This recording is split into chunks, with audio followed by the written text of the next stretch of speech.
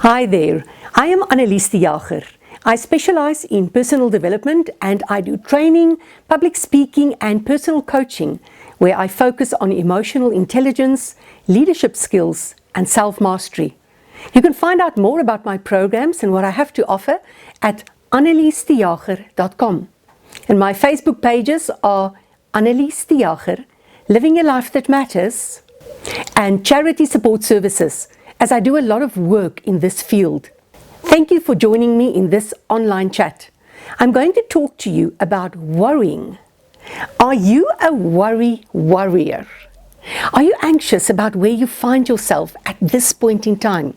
Well, then you are exactly the person that I want to talk to in this session. And while I have the pleasure of your company, I'm also going to share a few thoughts of being in control, or even more importantly, regaining control when you feel out of control. Life is full of curveballs. Without any warning, words like lockdown and social distancing were thrown into our vocabulary in 2020.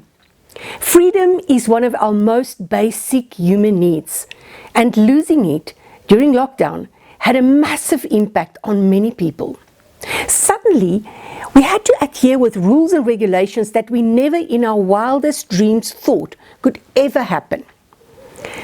So, surrounded by so much uncertainty, it is no wonder that we feel anxious, stressed, angry, and even depressed. So, if you are feeling like you are on a runaway train or a roller coaster, it's okay. Don't beat yourself up if you are worried. The trick is not to drown in our worries. Emotions like anxiety, fear, depression, stress goes hand in hand with a feeling, a perception of not being in control of our lives.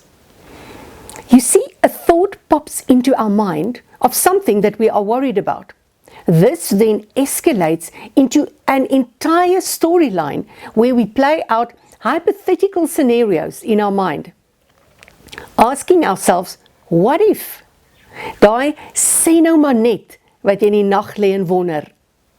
Because we cannot predict the future, we play out these scenes of what might happen in our mind to somehow feel that we have control over it and that we are, or at least we will be, able to be ready for whatever might happen. And on some weird level, it makes us feel that we are in control. And before we know it, worry becomes a habit, and we have turned into a worry warrior.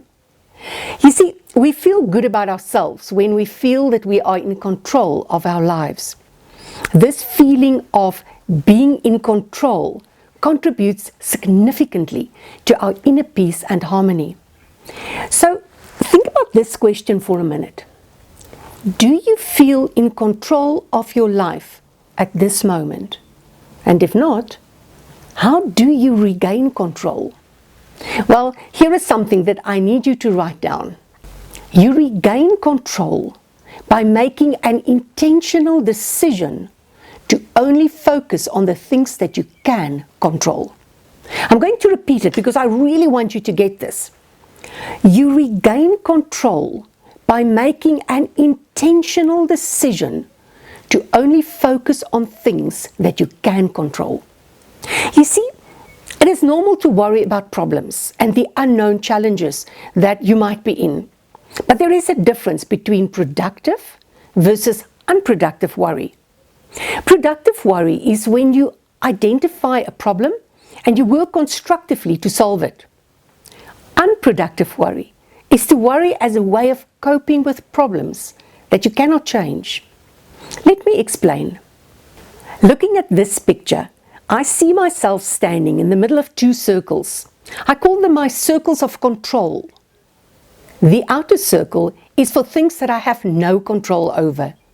These are things like the weather. It doesn't matter if this is your wedding day. Not with all the will in the world can you control the temperature. The economy. Oh my goodness. Listening to the financial indicators, the price of oil, and how much $1 will cost for my next holiday, I know that the economy is totally out of my control. Tax laws politics, the petrol price, corruption. All of these are totally out of our control. What about other people? No matter how hard we try, we cannot control other people, what they do or don't, the choices they make, whether they love us back or not. It is all out of our control. What about things like cancelled flights, a broken lawnmower, or the struck of lightning that took out your computer? I'm sure you will agree with me that these things are all out of our control. The war in the east or the west or wherever the action is, drought, earthquakes, tsunamis are all out of our control. It is, of course, natural to be concerned about it.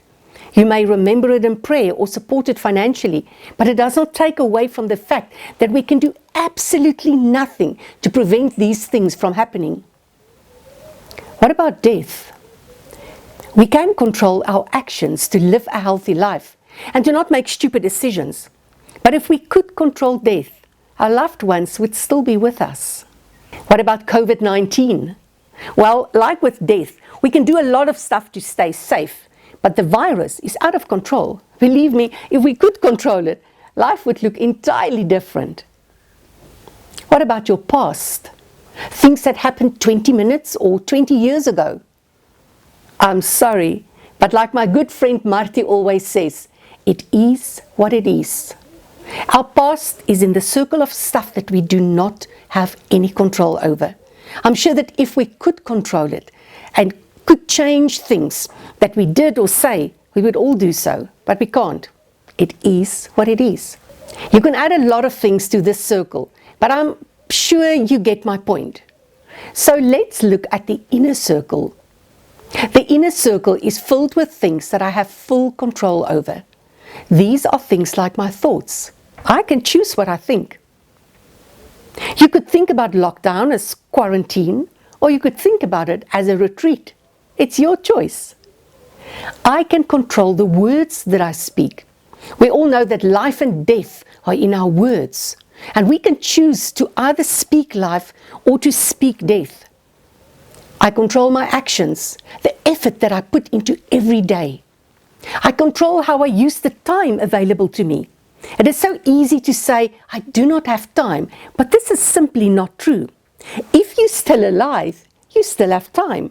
24 hours every day, and you control how you use every minute in those hours. Which brings me to decisions. You are in full control of the choices that you make. One of them is your level of personal development. Do you grow in emotional intelligence? Do you increase your level of awareness every day? Do you obtain new skills? You can if you want to. Making a decision like this is 100% within your circle of control. Do we control our mistakes? Of course we do. Being in control of my mistakes puts me in a position of power because I can learn from them, not repeat it. And the minute I put my mistakes in the outer circle, it makes me a victim, and it leaves me with that horrible feeling of not being in control of my life. So let me ask you this. Looking at this picture, on which of these two circles do we focus most of the time?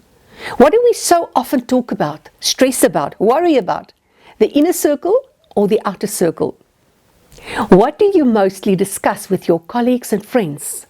The new leadership book that you are reading, or the frustrations regarding politics? What do we talk about at dinner parties? And what do we discuss with ourselves in our inner dialogue? Are your thoughts about stuff in the outer circle or about the things in your inner circle? I'm pretty sure that it is the outer circle that most people focus on. If you are one of them, my question to you is, why on earth do you worry and stress about things that you cannot do anything about? It is okay to take note of the things in the outer circle and to be aware of it and to be even concerned about it. But if you dwell on them, it will consume you.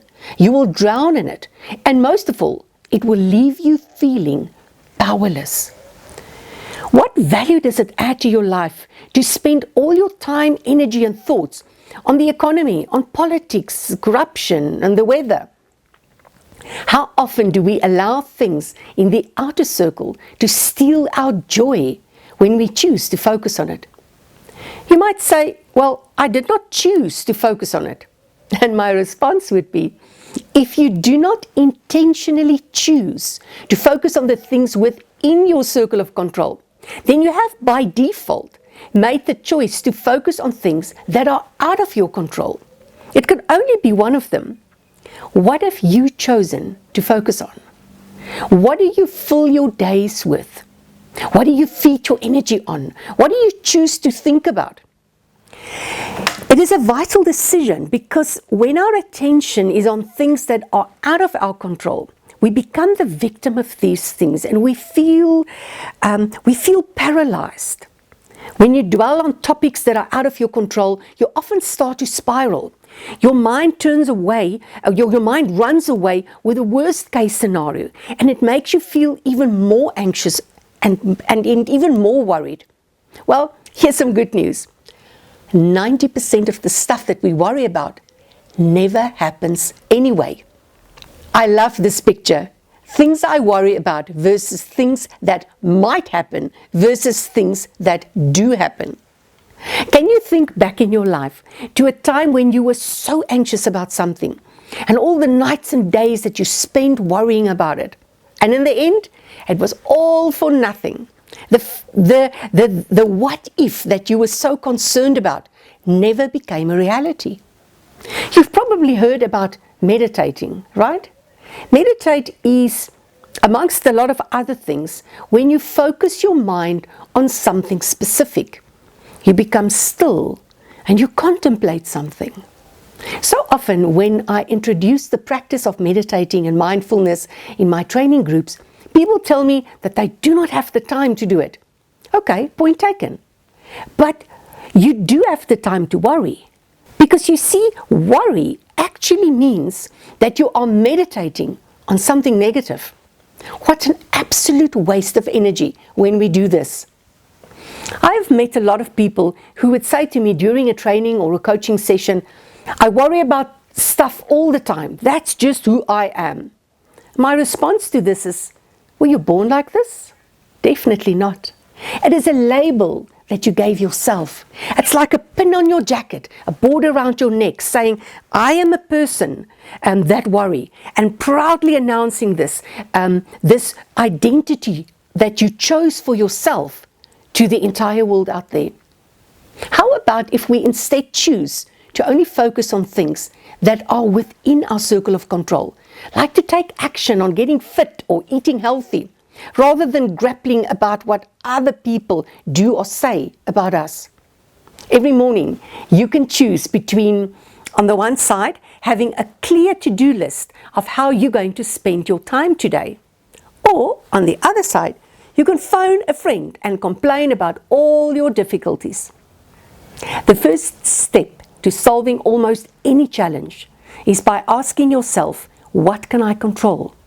If you take the time to think about this question, you will realize that every challenge has a side to it that you can control, even if it is just making a conscious decision not to allow this challenge to steal our joy. Our emotions, as you can see here, are within our circle of control.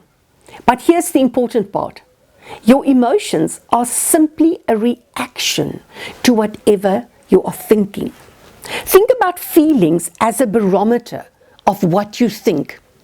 Happy thoughts will result in happy emotions, and sad thoughts will result in sad emotions. So when your emotions are upset, do not eat a bar of chocolate to feel better, and do not crucify yourself for feeling the way you do. That's not going to help.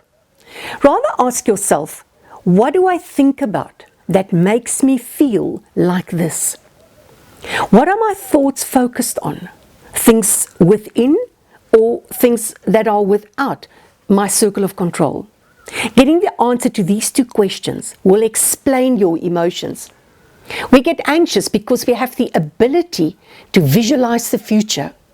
We know that anything can happen at any moment, and that makes us nervous. We panic about stuff that we imagine. We are worried about a future that we perceive that is not a reality. In other words, we worry about a future that only exists in our minds. Maybe we simply need to surrender our need to control things that we are not able to control. If you dwell on things that are out of your control, you become negative, depressed, and anxious. The quickest way to turn it around is to direct your thoughts to the things that are within your circle of control. So I want to challenge you to connect with yourself, to become aware of it when you turn into a worry warrior. You can only act of it. You can only act on it if you are aware of it. Something that I do when I find myself worrying, and yes, I can also worry, is to move from a state of worry to a state of gratitude. Now, this does not happen by itself. When I find myself worrying or getting anxious, I intentionally turn my attention to focus on something I have that I can be grateful for.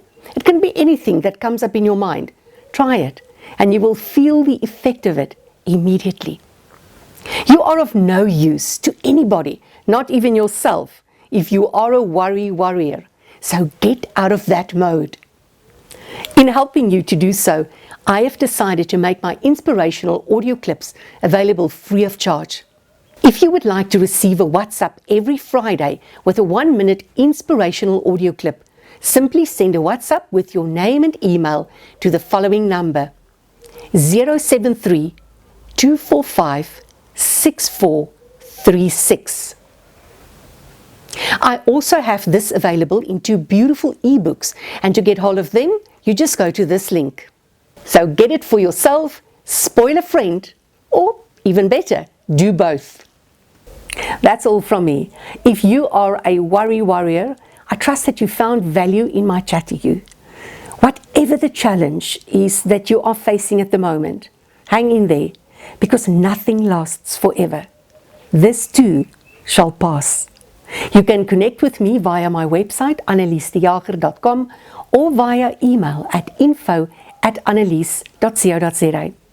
May you be happy, may you be safe, may you be healthy, and may you be at peace. Until next time, goodbye.